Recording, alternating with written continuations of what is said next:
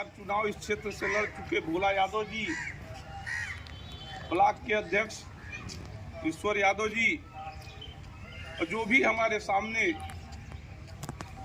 इस शानदार ग्राम सभा के ग्रामवासी हैं, उनका स्वागत, अभिनंदन और वंदन करता हूं। आज पकड़ी ग्राम सभा में ऐसी क्या जरूरत आज पड़ी कि समाजवादियों को इकट्ठा होना पड़ा। इस बात की आवश्यकता क्या थी, इस पे हमको विचार करना पड़ेगा।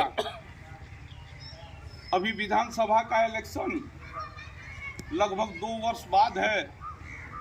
लोकसभा का इलेक्शन 2024 में बीत चुका है, लेकिन इसकी आवश्यकता ये है कि हम जनता के बीच में, आपके बीच में, जनमानस के बीच में जाएं और समाजवादी पार्टी की नीतियों को, उद्देश्यों को आपके सामने रखें, आपको जागरूक करें कि आज जो सत्ता में बैठे हुए लोग हैं वो आपके साथ क्या विश्वासघात कर रहे हैं, क्या गलत कर रहे हैं, क्या आपसे छलावा कर रहे हैं।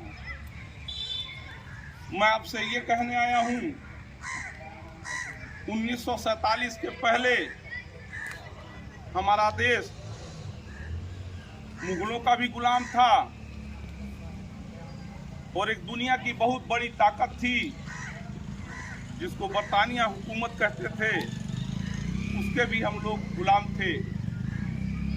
हमारे बुजुर्गों, हमारे ज्येष्ठ लोगों की बड़ी मेहनत के बाद, वर्षों के संघर्ष के बाद, वर्षों की शहादत के बाद ये देश 1947 में आज़ाद हुआ।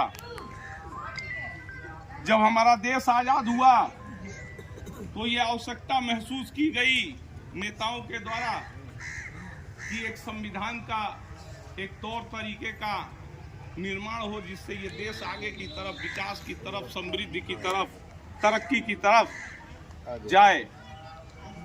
उस समय जितने हमारे राष्ट्रीय नेता थे, सौभाग्य से उसमें बाबा भीमराव अंबेडकर साहब जो अनुसूचित समाज से आते थे, वो 3 डिग्रियों में, 3 विषयों में जो है पीएचडी किए हुए थे, बहुत पढ़े लिखे थे। तो हमारे जो भी नेतृत्व के लोग थे, उन्होंने ये निर्णय किया कि नियम कायदा बनाने का काम, संविधान बनाने का काम माननीय B.R. अम्बेडकर जी की अगुवाई में होगा। B.R. अम्बेडकर जी को ये जिम्मेदारी दी गई और लगभग 2 वर्षों के समय में B.R. अम्बेडकर साहब ने इस मुल्क को चलाने के लिए, इस मुल्क को आगे ले जाने के लिए, विकास के लिए एक किताब बनाई जिसको ये कहा गया कि ये देश का संविधान है। और उसी दिन से ये तय हो गया कि इस देश का अगड़ा, इस देश का पिछड़ा, इस देश का अनुसूचित, इस देश का अल्पसंख्यक एक साथ चलेंगे, एक साथ रहेंगे और देश के विकास के लिए सब कदम से कदम मिला के चलेंगे। वो परंपरा चलती रही, 65-70 वर्षों तक चलती रही। भाइयों, कांग्रेस की सरकारें आई, जनता पार्टी की एक बार सरकार बनी, तमाम सरकारें बनी, लेकिन किसी ने देश को बांटने का और देश को टुकड़े में करने का, भाई भाई को लड़ाने का काम नहीं किया। कुछ लोग गुजरात से 2014 में आते हैं। मैं आपसे क्षमा चाहूँगा, मेरा थोड़ा गला खराब है, व्यवस्था है, लेकिन आपके बीच में आया हूँ तो बोलना है। 2014 में कुछ लोग आते हैं और सारी पार्टियों को और सारी नेताओं को आपके सामने उनका दुष्चरित्र, उनको भ्रष्टाचारी घोषित कर देते हैं और कहते हैं कि आपने अगर मुझे नेतृत्व दिया, आपने अगर वोट दिया तो हम इस देश को एक नई दिशा में ले जाने